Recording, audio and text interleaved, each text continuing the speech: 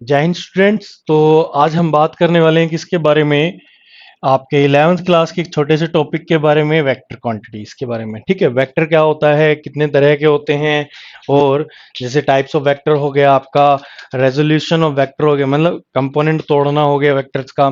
ठीक है, और उनके ऊपर कैसे छोटे मोटे क्वेश्चन बन सकते हैं आपके डिफेंस एग्जाम्स में, जो क्योंकि आप लोगों को पता है डिफेंस एग्जाम में एक ब्रीफ, मतलब पूरा डिटेल क्वेश्चन नहीं आता, एक छोटा क्वेश्चन बनता है और आपको जल्दी से उसका आंसर भी देना होता है। ठीक है, तो सबसे पहले हम बात करते हैं वेक्टर से पहले हम बात करते हैं कि जो फिजिक्स में जितनी भी फिजिकल क्वांटिटीज हुई, जितनी भी क्या हुई, फिजिकल क्वांटिटीज हुई, उनको क्या करा गया, उनको दो ग्रुप्स में डिवाइड कर दिया गया। ठीक है, किस में डिवाइड कर दिया गया, दो ग्रुप्स में डिवाइड कर दिया गया। एक ग्रुप बना क्या आपका स्केलर का, और एक ग्रुप बना किसका, वेक्टर का। एक ग्रुप बना आपका स्केलर क्वांटिटीज का, एक ग्रुप बना किसका, आपका वेक्टर क्वांटिटीज का। अब कई बच्चों का दिमाग खनकता है और वो कहते सर एक और होती हैं। ठीक है, हाँ उसकी बात करूंगा मैं। तो third one is the tensor quantities. ठीक है, इवन ये एनसीईआरटी में स्पेसिफाई नहीं है, दैट्स वाई इसको आप स्टैंडर्ड बुक्स में नहीं देखते टेंसर क्वांटिटीज। ठीक है, सबसे पहले हम बात करते हैं जो जितनी फिजिकल क्वांटिटीज होती है ना आपके आपके आसपास में, जितनी फिजिकल क्वांटिटी क्या होता है, ये मैंने आपको यूट्यूब पे पहले बता रखा है कि भाई फिजिकल क्वांटिटी क्या होती है, कोई भी ऐसी चीज जिसको आप नंबर में रिप्रेजेंट कर सको। अच्छा सर नंबर में रिप्रेजेंट कर देते हैं तो सर प्यार वगैरह क्या होता है, फिजिकल क्वांटिटी होती है? नहीं, उसको आप नंबर में रिप्रेजेंट नहीं कर सकते। आप mass, length, time, temperature, pressure, stress, electric field, magnetic field, torque, इन चीजों को आप नंबर में रिप्रेजेंट कर सकते हो। और किसी फिजिकल क्वांटिटी की यूनिट हो, ये भी कंपलसरी नहीं होता, ये मैंने आप लोगों को पहले बताया हुआ है।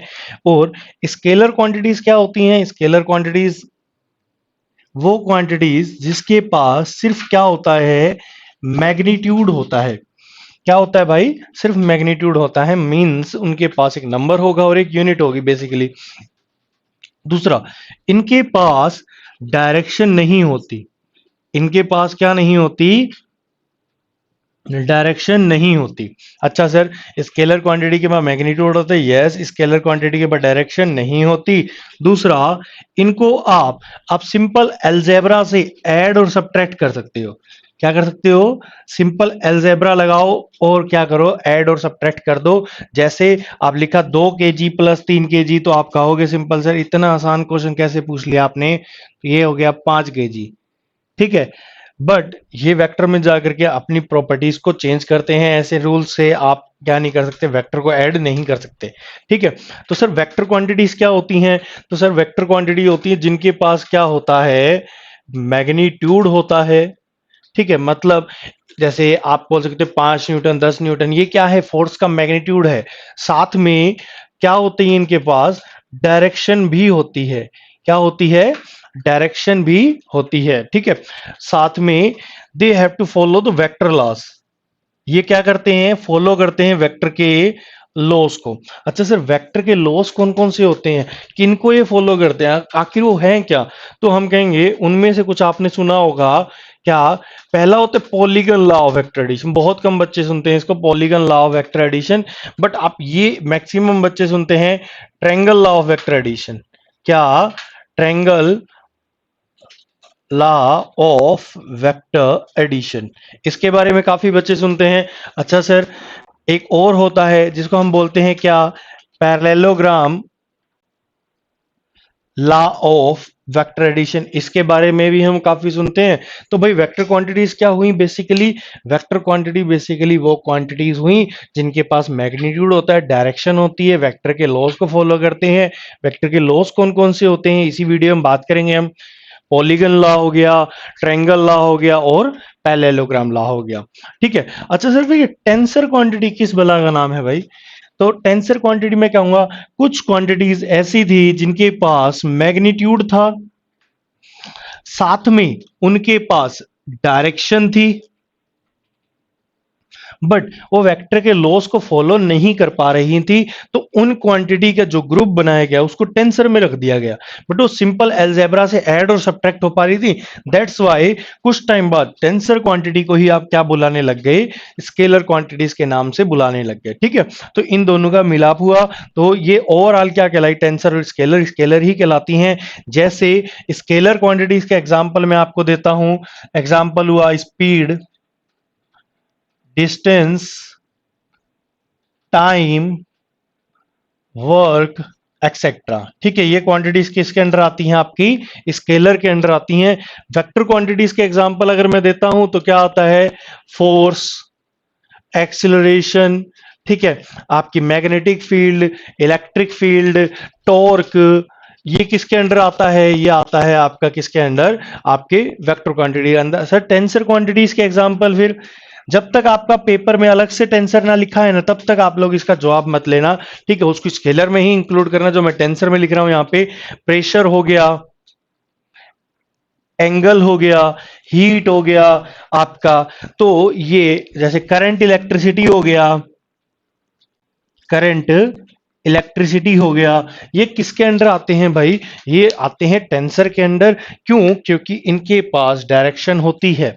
आपके तो करंट इस डायरेक्शन में जा रहा है, इस डायरेक्शन में जा रहा है, हीट जो हो रही है वो हाई टेम्परेचर से लो टेम्परेचर तक फ्लो करती है, एंगल घड़ी की सुई रोटेट करती है। ठीक है, करंट, इलेक्ट्रिसिटी, प्रेशर, आप क्या करते हो, किसी प्रेशर को डायरेक्शन के वाइज भी लगाते हो। ठीक है, मैंने उस पर इस तरफ प्रेशर लगाया, मैंने ऊपर उठाया तो ऐसे प्रेशर लगाया, तो वहां पे डायरेक्शन तो है टेंसर क्वांटिटीज के पास, पर वो वेक्टर के लॉस को फॉलो नहीं कर पाती। दैट्स वाई वो क्या होती है, आपके किस में चली जाती हैं, टेंसर क्वांटिटीज स्केलर क्वांटिटीज के अंदर ही आती हैं। और जब तक एग्जाम में आपके पास अलग से टेंसर वर्ड नहीं आता, आपको जो टेंसर क्वांटिटीज के अंदर जो क्वांटिटीज दिखाई दे रही हैं, इनको आप किस में रखते हो, स्केलर का बना करके ही रखते हो। ठीक है, तो ओवरऑल मैं यूं कह सकता हूं, फिजिक्स में जितनी भी फिजिकल क्वांटिटीज हैं उन सबको हमने किस में डिवाइड करा, स्केलर और वेक्टर में, जो कि हमारा टॉपिक भी है। तो अब हम वेक्टर के बारे में बात करते हैं, एक छोटे से एग्जांपल से ही स्टार्ट करेंगे कि वेक्टर हमारे लिए इंपॉर्टेंट क्यों है, क्यों पढ़े हम वेक्टर को भाई। ठीक है, तो उसी के रिगार्डिंग देखते हैं सबसे पहले।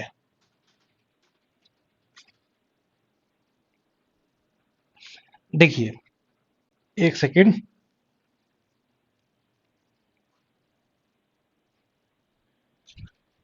देखो जो वेक्टर होता है, जैसे आप लोगों को मैं बोलता हूं स्पीड, मैंने क्या कहा, स्पीड, और मैंने कहा वेलोसिटी। मैं कहूंगा कि भाई एक बॉडी की स्पीड है 10 मीटर पर सेकंड, कितनी है एक बॉडी की स्पीड, 10 मीटर पर सेकंड। ठीक है, और एक दूसरी बॉडी है, उसकी वेलोसिटी है 10 मीटर पर सेकंड। इनमें से कौन सी चीज लिखना गलत है मेरे लिए। आप कहोगे सर स्पीड के बारे में आपने लिखा है 10 मीटर पर सेकंड, सही है, क्योंकि स्पीड एक स्केलर क्वांटिटी होती है। आप सही बता रहे हो कि बॉडी क्या कर रही है, बॉडी एक सेकंड में 10 मीटर चल रही है, हमको कोई मतलब नहीं है वो किस तरफ चल रही है।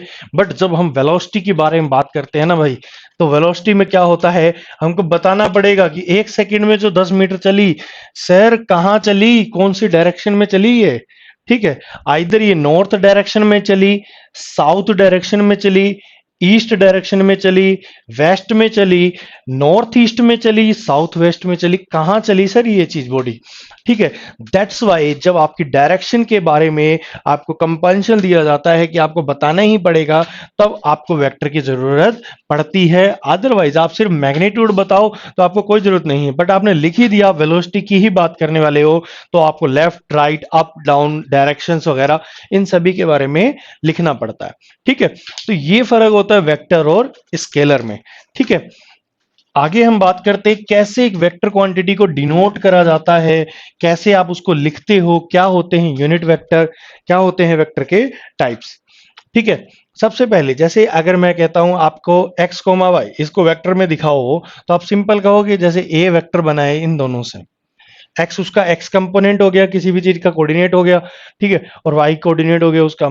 तो ए को आप कैसे लिखोगे, ए आई कैप प्लस, ना सॉरी, ए वेक्टर ए को कैसे लिखोगे, एक्स आई cap plus Y J cap. हमने अभी अभी कहा कि एक वेक्टर के पास दो चीजें होती हैं, एक वेक्टर के पास क्या चीजें होती हैं, दो चीजें होती हैं, मैग्नीट्यूड होता है और डायरेक्शन होती है। सर ये वेक्टर के लॉ को फॉलो करेगी? यस, वेक्टर के लॉ को फॉलो करना तो बहुत जरूरी है, अदरवाइज वो वेक्टर ही नहीं रहेगी।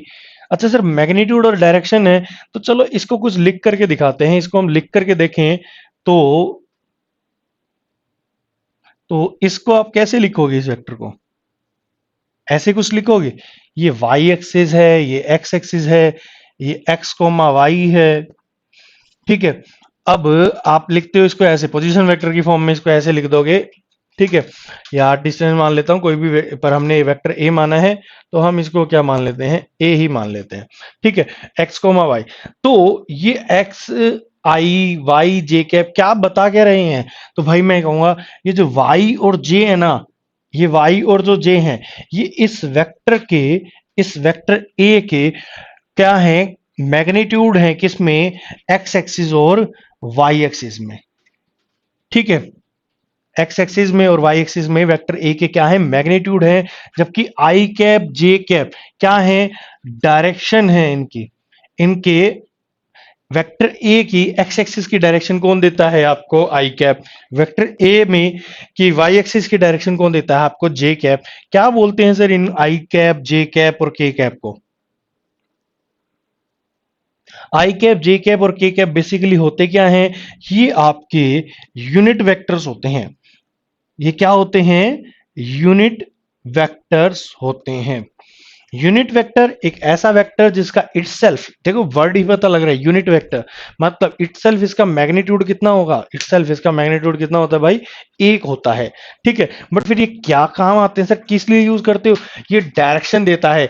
वेक्टर ए का अगर कोई मैग्नीट्यूड है एक्स एक्सिस में, उसकी डायरेक्शन कौन देगा? आई कैप। वेक्टर ए का ही मैग्नीट्यूड है वाई एक्सिस में, तो उसकी डायरेक्शन कौन देगा? जे कैप। वेक्टर ए का ही कोई मैग्नीट्यूड है जेड एक्सिस में, तो उसकी डायरेक्शन कौन देगा? के कैप।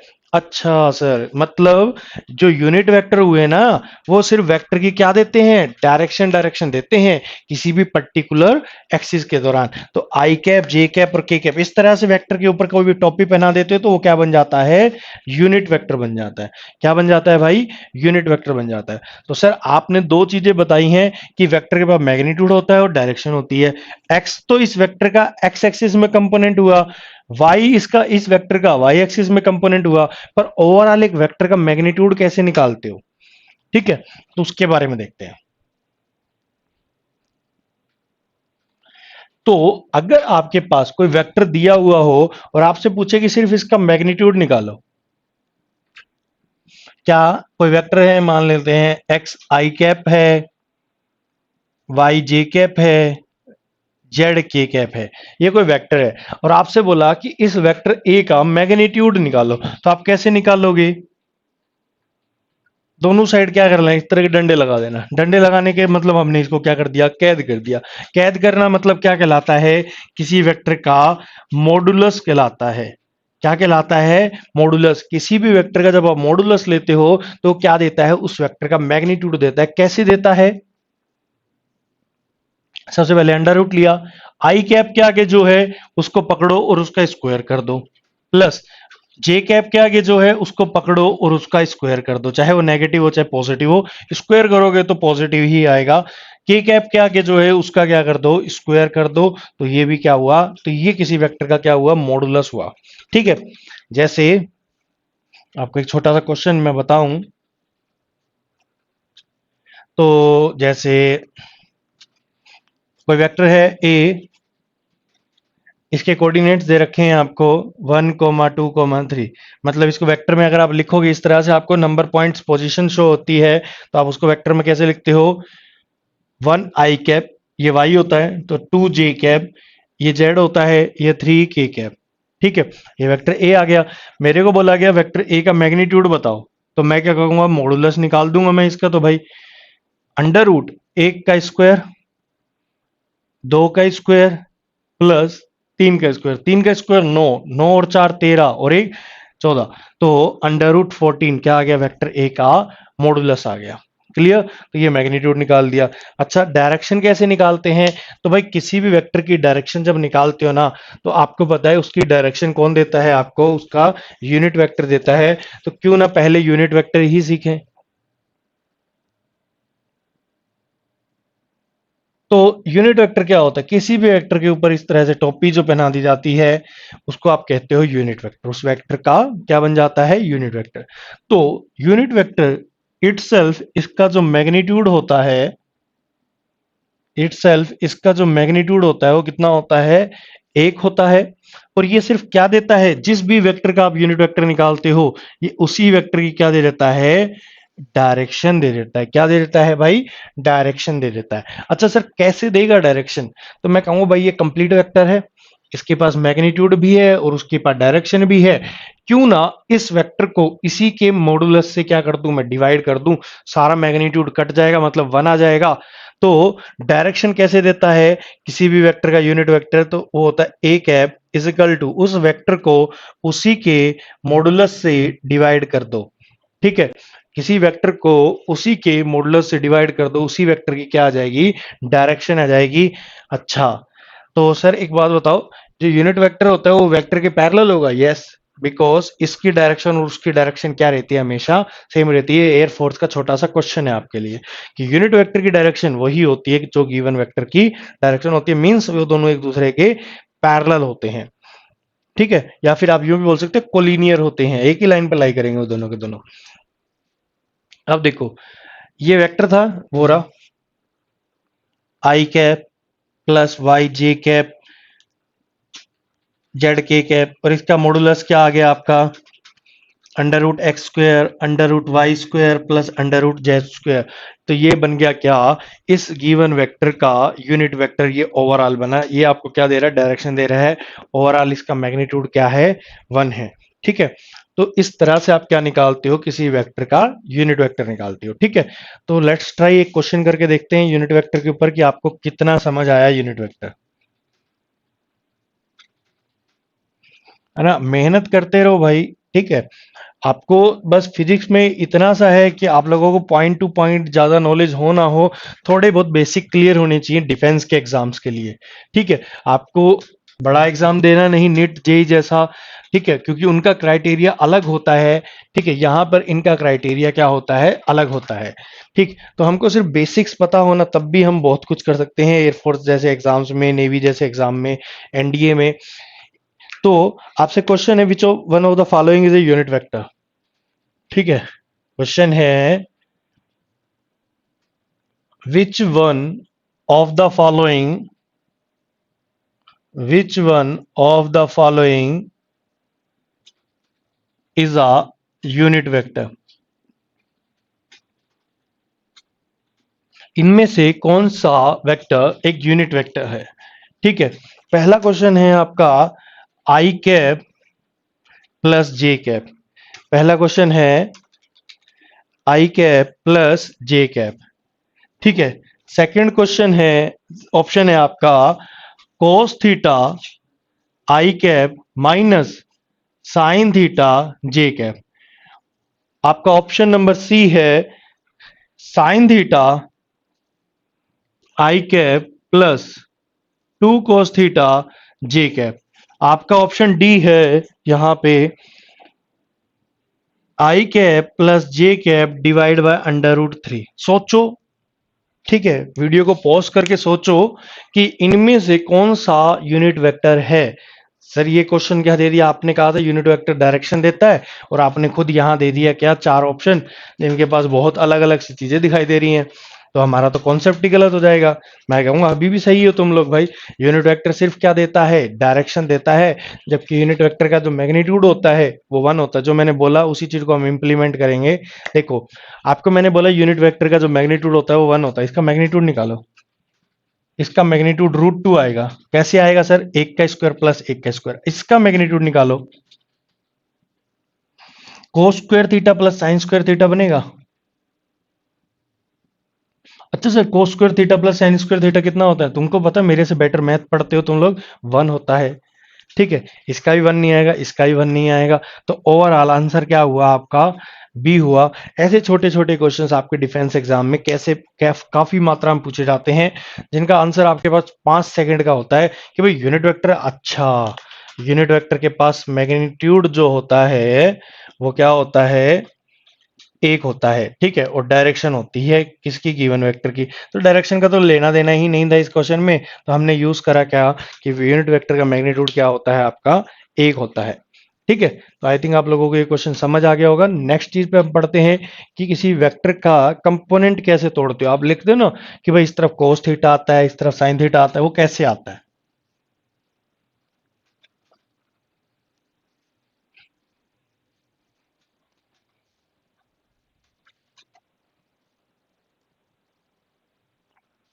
देखिए, हम्म,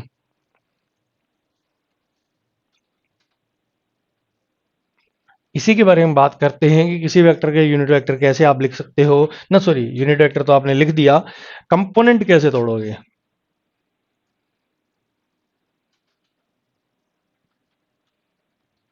तो भाई ये हुआ वाई एक्सिस, ये हुआ आपका एक्स एक्सिस। ठीक है, अब देखो मेरे पास एक वेक्टर था, वेक्टर ए, इसके कोऑर्डिनेट थे एक्स कोमा वाई। ठीक है, मतलब जनरल जो वेक्टर था वो क्या था, एक्स आई cap plus Y J cap. जो वेक्टर था वो क्या था, एक्स आई cap plus Y J cap. और ये जो वेक्टर था ये थीटा एंगल बना रहा है किससे, आपके एक्स एक्सिस से।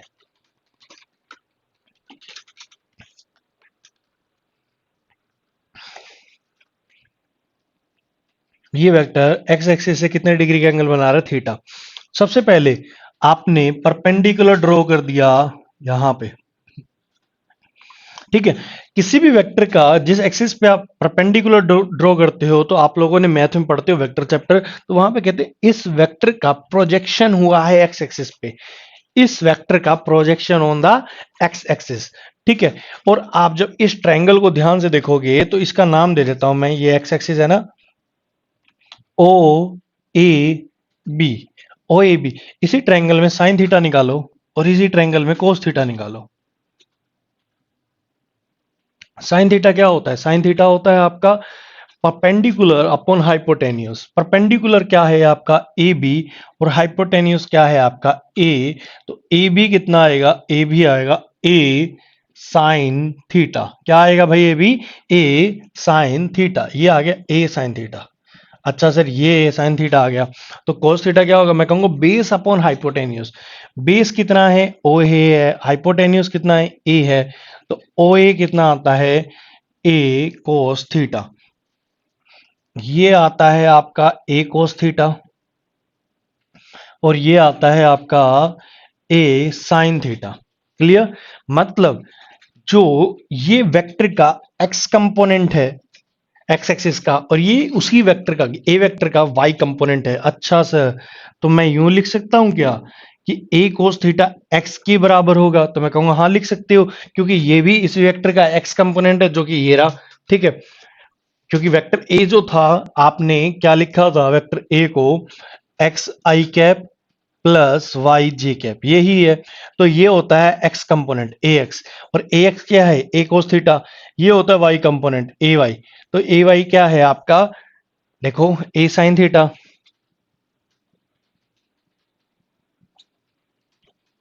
ठीक है, तो ये हमको समझ आ गया कि A cos theta equal to X होता है, A sine theta equal to क्या होता है आपका वाई। अब आप लोग एक नई चीज देखो, आप लोग जब भी कभी, आप जरूरी नहीं होता कि आप लोग इसी एक्सिस पे प्रोजेक्शन डालो, आप उस पर भी डाल सकते थे। तो किसी वेक्टर जिस एक्सिस से वो एंगल बनाता है, जब आप उस पर परपेंडिकुलर डालते हो तो परपेंडिकुलर साइड हमेशा ए साइन थीटा होती है, और जो दूसरी साइड होती है वो क्या होती है आपकी, ए कोस थीटा। ठीक है, तो ये क्या हुआ, इस वेक्टर का प्रोजेक्शन हुआ एक्स एक्सिस, और ये हुआ एक कोस थीटा, इसी वेक्टर का प्रोजेक्शन होता वाई एक्सिस। क्लियर, क्योंकि आप इसको शिफ्ट करके ऊपर की ओर ले जा सकते हो। ठीक है, अब एक छोटा सा क्वेश्चन आता है, कोई वेक्टर दे दिए इस तरह से आपको, और उस यूं बोल दे कि भाई ये एक्स एक्सिस से कितने डिग्री के एंगल बना रहा है। ठीक है, करेंगे उस क्वेश्चन को, पहले यहां देखो, इसको इक्वेशन 2 मान लिया, इसको इक्वेशन 1 मान लिया, दो को एक से भाग दे दो, इक्वेशन 2 डिवाइड बाय इक्वेशन 1, क्या मिलेगा, A sine theta upon A cos theta, A से कट गया, क्या मिला, tan theta equal to Y by X. Tan theta equal to Y by X, और थीटा इक्वल टू क्या आ जाएगा, tan inverse Y by X. Tan inverse Y by x.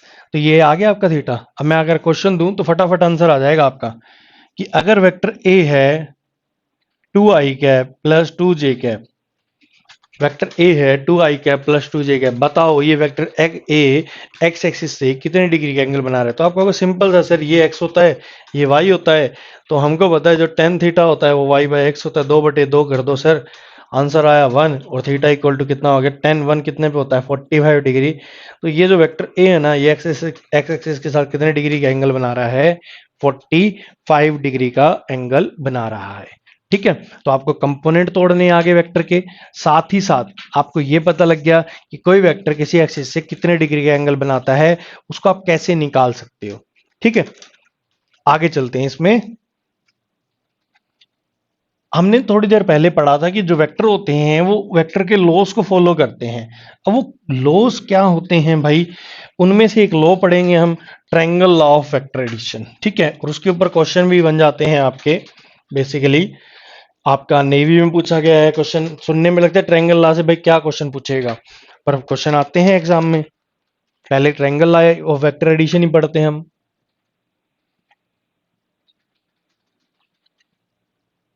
Triangle law of vector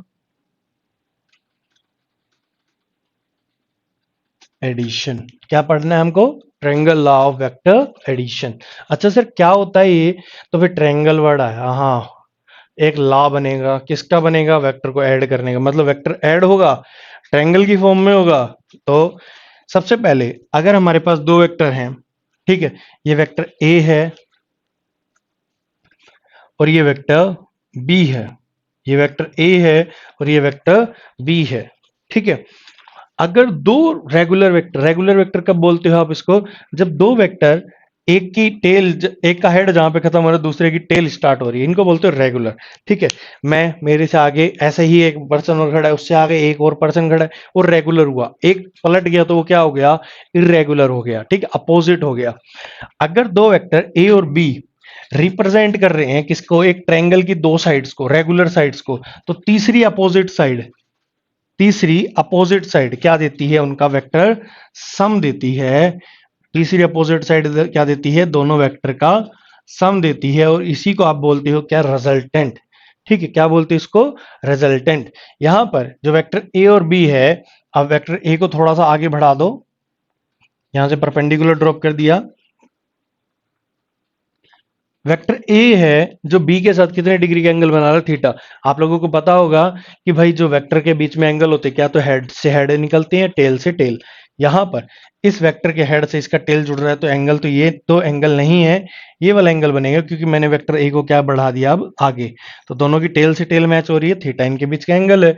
और resultant मान लेता हूं मैं इन दोनों के 5 डिग्री एंगल बना रहा है। ठीक है, तो आप क्या बताते हो, जो ट्रायंगल का रिजल्टेंट होता है, ये जो आर होगा, ये भाई एक वेक्टर क्वांटिटी होगी, इसके बाद मैग्नीट्यूड भी होगा और क्या होगा, डायरेक्शन भी होगी, क्योंकि हमने शुरुआत में ही बात करी थी कि एक वेक्टर के पास दो चीजें होती हैं। ठीक है, एक होता है डायरेक्शन और एक होती है क्या, उसके पास मैग्नीट्यूड।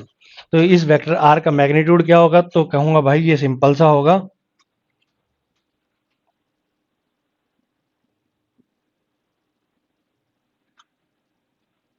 ये। ठीक है, अब इसके रिगार्डिंग आप क्वेश्चन सुनोगे थोड़ी देर में, पर उससे पहले मैं डायरेक्शन और निकाल देता हूँ। डायरेक्शन कौन देता है, हमेशा फिजिक्स में टेन एंगल देता है। तो टेन फाइव किसके बराबर होगा, B sine theta divide by A plus B cos theta के बराबर। ठीक है, इवन ये आ गया आपकी डायरेक्शन और ये आ गया आपका मैग्नीट्यूड। अब आपके पास छोटे छोटे क्वेश्चन बनते हैं, कैसे बनते हैं, कहेगा बताओ दो वेक्टर के बीच में हमको रिजल्टेंट मैक्सिमम कब मिलता है, दो वेक्टर से हमको रिजल्टेंट मिनिमम कब मिलता है। तो यहां ध्यान से देखो, इस पूरे फार्मूले को ध्यान से देखो, अगर ये वाली वैल्यू फ्लक्चुएट करे, ये वाली वैल्यू फ्लक्चुएट करे, तो क्या होगा, आप क्या बता सकते हो, इसका वैल्यू कम ज्यादा हो सकता है, क्योंकि कोस फाई का वैल्यू आप जानते हो ना, कोस और साइन का वैल्यू -1 to 1 लाई करता है ना। तो अगर कोस 0 डिग्री हुआ, ये जीरो cos जीरो 1 होता है तो ये बन जाएगा a प्लस बी का होल स्क्वायर, और a प्लस बी का होल स्क्वायर से अंडर रूट कट जाएगा। दो वेक्टर का रिजल्टेंट मैक्सिमम होता है a प्लस बी और मिनिमम होता है a माइनस बी। यहाँ पे थीटा इक्वल टू 0 होता है और यहाँ पे थीटा इक्वल टू 180 डिग्री होता है। अच्छा सर कैसे होता है भाई ये बताना हमको। तो मैं कहूंगा जब कोस थीटा की वैल्यू आप 1 रखते हो ना तो ओवरऑल बन जाता है a प्लस बी का होल स्क्वायर, और कोस थीटा की वैल्यू आप 180 मतलब थीटा की वैल्यू 180 रखते हो तो कोस थीटा होता है -1 a square plus B square minus 2ab, मतलब a माइनस बी का होल स्क्वायर अंडर कट जाएगा तो बचेगा a माइनस बी। क्या बचेगा वो a माइनस बी। बात समझ आ गई। तो ये हुआ क्या दो वेक्टर के रिजल्टेंट का फॉर्मूला। ठीक है सर अगर थीटा इक्वल टू 90 डिग्री हो तो मैं कहूंगा जो रिजल्टेंट आता है ना वो कुछ ऐसा आता है। ठीक है और ये आपसे यूज होता है ना, छोटे छोटे फॉर्मूले वेक्टर है भाई, मैग्नेटिक फील्ड याद करो once upon a time in class 12 दो सर्कुलर रिंग है वो दोनों एक दूसरे के परपेंडिकुलर है, एयरफोर्स 2019 का क्वेश्चन है। दो सर्कुलर रिंग दोनों एक दूसरे के परपेंडिकुलर, जो नेट मैग्नेटिक फील्ड आएगी वो कितनी आएगी under root B one square plus B two square. यहां से निकला क्योंकि ए और बी तो वेक्टर और मैग्नेटिक फील्ड ए की जगह बी वन ले लो, बी की जगह बी टू ले लो। ठीक है चलो करके देखते हैं। सर आप बता रहे हो हमको विश्वास नहीं हो रहा। एक रिंग ऐसे रखी है, ऐसे करंट जा रहा है, ठीक है यहां पर इसको ऐसे रखो, इसको ऐसे बाहर ले आओ तो क्या हो गया ऐसे मैग्नेटिक फील्ड चली जाएगी। ठीक एक रिंग ऐसे ले ली हमने ऐसे, ठीक है और इसमें करंट जा रहा है कुछ ऐसे घूम करके, तो मैग्नेटिक फील्ड कहाँ गई ऊपर, तो एक की वजह से कुछ ऐसे आ गई। ठीक है एक की वजह से मैग्नेटिक फील्ड ऐसे आ गई, दोनों वेक्टर क्या हुए परपेंडिकुलर हुए। ठीक है ओवरऑल कुछ ऐसा क्वेश्चन बनता है तो वहां पर मैग्नेटिक फील्ड का फॉर्मूला इस तरह से निकाला जा सकता है। ठीक है तो ये बनते हैं रिजल्टेंट के कुछ फार्मूले। जैसे आपको यूं कह दे एक एक 12 न्यूटन का फोर्स है, एक 8 न्यूटन का फोर्स है, दो फोर्सेस लग रहे हैं कि बॉडी पे एंगल कुछ नहीं दिया, आपको बोले मैक्सिमम फोर्स बताओ कितना, तो मैक्सिमम ध्यान गया कितना थीटा इक्वल टू 0 पे और आपका आंसर आया 12 प्लस 8 20। बोला मिनिमम फोर्स बताओ तो 12 माइनस 8 मतलब 4। ठीक है तो इस तरह से आप मिनिमम और मैक्सिमम फोर्स निकाल सकते हो किसकी हेल्प से, triangle law of vector addition की हेल्प से। ठीक है और चीजें देखते हैं कि भाई कोलिनियर वेक्टर क्या होता है, पैरेलल वेक्टर क्या होता है, एंटी पैरेलल वेक्टर क्या होता है, इक्वल वेक्टर किसको बोलते हो आप। ठीक है देखते हैं।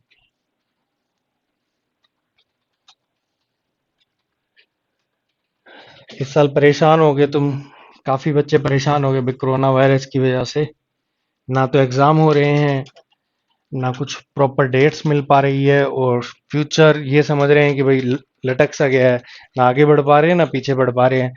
इस चीज को छोड़ूं तो कैसे छोड़ूं, इस चीज को पकड़ूं तो कैसे पकड़ूं। मतलब कई बच्चे होंगे वो सोचते होंगे डिफेंस के एग्जाम को छोड़ देता हूँ अब किसी और जगह कैरियर बनाता हूँ, पर वहां पे जाता हूँ तो वहां पर भी यही अनसर्टेनिटी दिखती है मेरे को। तो भाई मैं एक सिंपल से कहूंगा जो चल रहा है उसको एक बार चलने दो, पढ़ते रहो बस। ठीक है पढ़ते रहो कंटिन्यूटी में, खुद को समझाते रहो यस कि सारी चीजें एक दिन तो सही होंगी, और जब आपको अपना बेस्ट देना है भाई। ठीक है तो देखो सबसे पहले हम बात करते हैं इक्वल वेक्टर की। कब बोलूंगा मैं दो वेक्टर से इक्वल हैं, जब दोनों वेक्टर का ही मैग्नीट्यूड प्लस दोनों वेक्टर की ही डायरेक्शन क्या हो जाए सेम हो, दोनों वेक्टर का मैग्नीट्यूड भी सेम हो डायरेक्शन भी सेम हो तो वो बनेंगे क्या इक्वल वेक्टर। अच्छा सर कोलिनियर वेक्टर क्या होते हैं सर।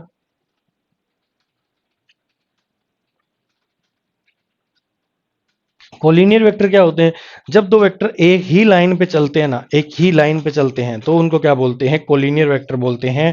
ठीक है जैसे इसी में ही टाइप डिवाइड होते हैं आपके, जैसे parallel vector, anti parallel vector.